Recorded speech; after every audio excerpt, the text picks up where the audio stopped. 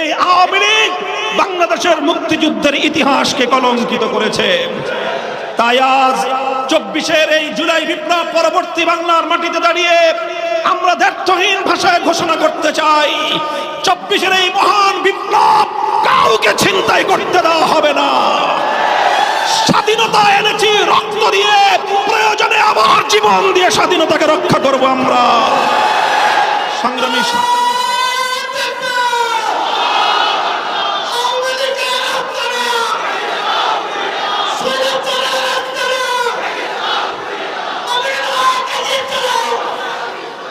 সংগ্রামী সাথী ও বন্ধুগণ, তাই আমরা দ্ব্যর্থহীন ভাষায় বলতে চাই, বিগত 15 বছর শেখ হাসিনা বাংলাদেশের রাষ্ট্র ব্যবস্থা এবং রাজনীতি থেকে ইসলাম এবং ইসলাম পন্থাকে মাইনাস করবার চেষ্টা করে শেখ হাসিনা নিজেই মাইনাস হয়ে গিয়েছে।